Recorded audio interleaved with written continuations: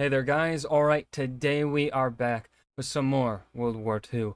We're on to week 9, October 27th, 1939. Stalin's murderous adventures, the occupation of Poland.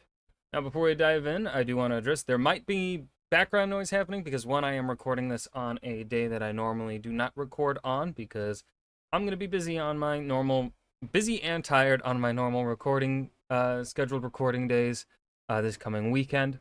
Um, so there's construction happening on the road outside of my house. So um, it could be loud. I don't know whether or not the mic will pick it up or not. It shouldn't, but also it might pick it up at the same time as I speak, if the construction workers make noise at the same time that I make noise. So just want to address that so that there's not like surprised by random noise.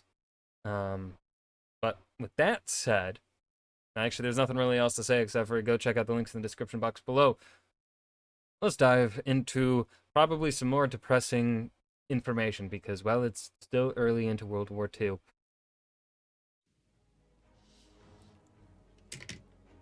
October 27th, 1939. The battle for Poland is over. The USSR and Germany are in control. The Polish civilians might well think that they can get back to regular daily life just under a new regime. But they are mistaken. Regular daily life no longer exists. You know, that's one thing I'm always curious about because we do live in a period of time that I feel is very much outside of the norm for most of human history/society.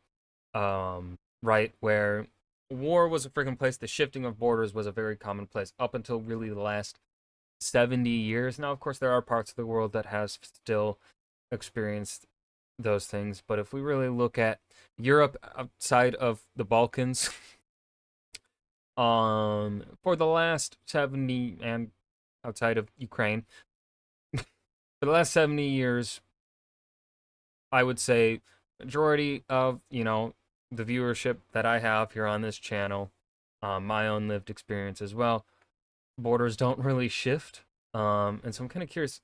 And also, I wonder what people's thoughts of, especially here in the early 20th century, early to mid 20th century, and even people from the 19th century, what their thoughts were regarding um, like foreign occupation. Like, was it just one of those things that happened and you didn't really think about it? You were just like, okay, my taxes are now going to someone else. Now, of course, in the 19th century, we do see the beginning/rise of the modern concept of nationalism, statehood, that sort of thing. And so that does change how occupation is probably perceived in the inhabitants. So, like, now I'm kind of wondering, what was it like for medieval people or colonial times era people, right?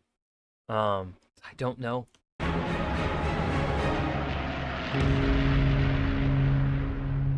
I'm Indy Nidell. This is World War II. Oh, he's got Last a week pink and saw black tie heroic today. action on the high seas. It saw Soviet troops enter Estonia. It saw Hitler issuing plans for an attack in Western Europe. And it saw Germany beginning to remove Poles from German-annexed Poland and organizing the first ghetto for the relocation of Jews. Boo. It isn't just removal, of course. They need labor, even in the unannexed parts of Poland.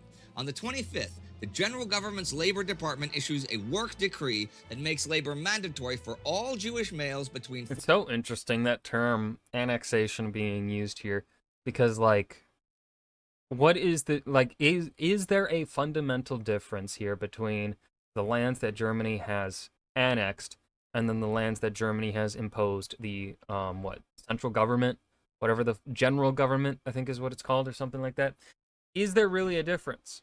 In my eyes, no. I personally think that part of Poland that is under the general government is under the same sort of administration that is there under the annexed parts of Poland being ruled directly by Hitler. Because the dude in charge of the general government was appointed by Hitler. He's not going to make decisions without Hitler's approval. He's not going to run Poland without the approval, like, you know, like he's going to be following the same policies that his leader is going to be doing. So like, there's no real difference.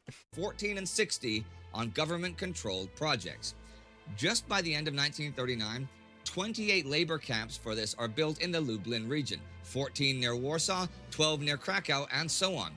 You are correct in assuming that camp conditions are really harsh, but they are at least a means of survival for the many Jews who have been expelled from their towns, and the pittance they now earn keeps them alive. At the end of the week, a notice posted in Torun kind of shows how the new order in German-controlled Poland is going to work. It is instructions for the Poles. All Poles must leave the pavement free for Germans. Oh my God. At shops or in the marketplace, ethnic Germans and representatives of the German authorities must be served first. Male Poles must tip their hats to state, party, and army personnel. Poles may not use the Heil Hitler greeting. Polish females who annoy German nationals will be sent to Huh? brothels. Polish males who annoy women will be seriously punished. The final paragraph says this: Poles who have failed to understand that they are the conquered and we are the conquerors, and who act against the above regulations, expose themselves to the most severe punishment. I'd like to point out here that while the conditions for the Poles in the Nazi-occupied parts of Poland are beyond terrible, the situation, looting, killing, and terror, is hardly better for them in the Soviet-occupied parts. The Soviet secret police, the NKVD, have already started a campaign of oppression that will see more than 1 million Poles sent to gulags, where many will die. A research paper from Yale University in 1983 concludes, Honestly, is there a group of people that has been as frequently fucked as the Poles? Well, I guess the Jews, because medieval Europe and, well, much of world history has kind of fucked them over a lot. Neo-colonialism, it would probably, you know, the Middle East gets fucked over a lot. But really, I wouldn't say the Middle East was getting fucked over a lot during the Islamic Golden Age, in the, you know, I wonder, you know, hard to say, right? Trying to rank tragedy here, not a good thing to do. if 1.25 Kind of million were impossible to do. incarcerated and deported from the Polish territories during these 21 months, then somewhere between 250,000 families remaining on the outside of prisons Jesus and forced Christ. settlements were directly affected. Oh my This amounts to about 1/5 to 1/4 of the entire population residing in the area, which is to say that everybody at least knew someone who was either I feel like you could have a much smaller portion and still you would be able to make that last half there true of at least knew someone who was either deported or imprisoned. deported or imprisoned. Also, beyond any basic or traditional animosity between Russia and Poland, Joseph Stalin has personal grievances and a personal hatred of Poland going back nearly 2 decades. Gee. What the Poles refer to as the miracle on the Vistula was their stunning and crushing defeat of the Soviet Red Army at the Battle of Warsaw during the Polish-Soviet War in 1920. Stalin was heavily criticized for his part in that disaster. See, in July 1920, Mikhail Tukhachevsky's offensive had broken through the Polish defenses and by early August threatened not only Warsaw, but Polish independence. Stalin, with his forces, had been advancing in Galicia to the south. Leon Trotsky, in overall charge, orders Stalin to leave Galicia and join Tukhachevsky to take Warsaw. But Stalin wants to secure Galicia first. He refuses to follow Trotsky's order and besieges Lviv, the largest city in southeastern Poland, instead. Tukhachevsky, without him, moves on Warsaw. He does not know that Polish intelligence has decrypted Red Army radio messages. How the fuck did Stalin live to, like, how did he get the political clout to be able to do what he ended up doing? What? And he is on his way into a That failure should have been disastrous. trap. He His has left career. only a token force south of Warsaw, guarding the link between the two Soviet fronts. And with Stalin still obsessively clinging to Lviv, this leaves Tukhachevsky's rear exposed. Poland counterattacks on the 14th, and in one day, turns the Soviet advance into a retreat. By the 16th, advancing from both Warsaw and the south, the Poles break through the gap between the Soviet forces. On the 18th, they attack the surprised Tukhachevsky's forces from the rear and encircle most of them. The Soviet armies fall into chaos, and entire divisions disintegrate. The Poles soon also outflank and destroy Soviet forces at the Battle of the Niemen River. Russia sues for peace, Poland is safe. And importantly for us in 1939, Stalin failed to take Lviv and was subject to a great deal of criticism for being one of the reasons, if not the reason, that Russia failed to conquer Poland and perhaps even Germany back then. Well, this didn't sit well with Stalin and served to I don't understand how he was able to put together his fucking political career after that. That should have ended him any sort of upward movement there, because he was disobeying a direct command, right? Like, inflame his hatred of the Poles. Once he was in charge of the Soviet Union, Poles were targeted as spies, especially once the like if he had been able to at least conquer Lviv, before or while the Poles were surrounding Tukhachevsky, at least he could say that he had gained something. But he had gained nothing, right? He let Tukhachevsky get surrounded, he disobeyed a direct order, and he didn't even manage to complete his obsession that he had. All fronts, failure. How did he... NKVD was reformed as both police and secret police in 1934. Maybe we do live in the worst timeline. Nikolai Yezhov, who became its head in 1936, was especially concerned with imagined Polish conspiracies. And in August 1937, Poles were officially designated enemies of the state. This began an immediate wave of arrests, torture, and executions, which Stalin praised. Very good. Keep on digging out and clean up this Polish filth. Eliminate it in the interests of the Soviet Union.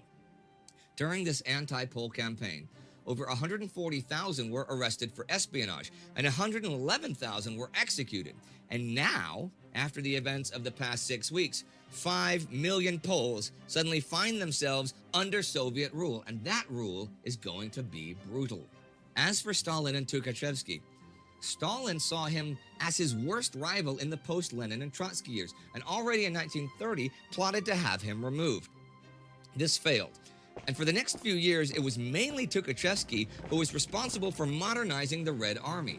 Made Marshal of the Soviet Union in 1935, he was arrested in May 1937, and under torture, directly supervised by Yezhov, confessed that he was a German agent who wanted to seize power. According to Simon Montefiore, this confession survives in the archives and is dotted with a brown spray that was later determined to be blood spatter. Tukhachevsky was convicted of treason and executed. Now, you get into some conspiracy stuff here. British historian Robert Conquest in the 1960s said that it was Heinrich Himmler and Reinhard Heydrich who had forged the documents that implicated Tukhachevsky and managed to secretly leak them so they came to Stalin's attention. No. Then in 1989, the Politburo of the Soviet Union's Communist Party itself said it had new evidence. It was Stalin and Yezhov who had come up with Tukhachevsky's treason themselves and had managed to secretly leak the information to Heydrich in the first place. Heydrich, as director of the SD, the SS's intelligence agency, thought that they had fooled Stalin into executing not just Tukhachevsky, but a bunch of his best generals. But in reality, they'd been just a pawn of Joseph Stalin. In an article in Life magazine in the 1950s, a Soviet defector said that some NKVD agents had discovered in the old Tsarist secret police archives that Stalin had once been an informer. These agents had planned a coup with Tukhachevsky and company, which Stalin had learned of, so he and Yezhov had set about to destroy those planning the coup. We still maybe don't know what truly happened here. But Stalin had always harbored a hatred for military officers, even back when he was commanding an army in the Russian Civil War. So he hates himself. Pretty much any pretext to have officers arrested or executed. And realistically, In the 1930s, only the Red Army could have curbed his ambitions for absolute power. So Stalin and Yezhov orchestrated the execution of thousands of Red Army officers after Tukhachevsky, including 5 of the 8 generals who presided over his trial in the Red Army purges. These were just part of the Great Purges of 1937 and 1938, as was Yezhov's persecution of Poles I mentioned, which led to as many as 1 million deaths in the Soviet Union. Damn. As for Yezhov, like so many others before him, he fell from Stalin's favor and he was arrested in April this year. He has by now confessed to multiple crimes against the Soviet Union and is currently awaiting trial. He was succeeded as head of the NKVD last November by Lavrentiy Beria. Someone else is plotting against Stalin this week, though. In a secret speech to some Nazi Party officials on the 21st, Adolf Hitler tells them that once Britain and France are defeated, he will turn his attentions eastward and show the Russians who is the real master. But can they, or can anyone, master new science? In September, German scientists had told the military that there was a theoretical possibility to use nuclear fission to create a bomb of awesome destructive power. But back on October 11th, Alexander Sachs, a friend of Albert Einstein, brought a letter he'd received from Einstein to American President Franklin Roosevelt. The letter said that atomic energy would allow man to destroy his neighbor on an unimaginable scale. This week, the first meeting of an advisory committee on uranium is held in Washington. America is going to actively seek out that bomb. Big boom. As we come to the end of another week of the war, Belgium declares its neutrality. There are That's Jews not gonna being help sent you. to labor camps, Poles being Spoiler alert. officially designated second-class citizens, well, if they were even citizens at all, and Hitler's future Yeah. dreams against the Russians. And men thinking about an ultimate weapon. Because something like carving up Poland wasn't enough. Hundreds of thousands of dead or soon-to-be-dead civilians wasn't enough. Not if you make them subhuman in your mind. Those 6 weeks of battle were just too much effort when you think you could have instead used an ultimate weapon and killed everyone all at once. How awesome would that be? If you'd like to know more about And that was week 9 of World War II, October 27th, 1939. Stalin's murderous adventures and the occupation of Poland. I've got nothing to add here at the end. I hope you guys enjoyed. Remember to hit that like button and subscribe for more. I will see you guys in the next video. Peace.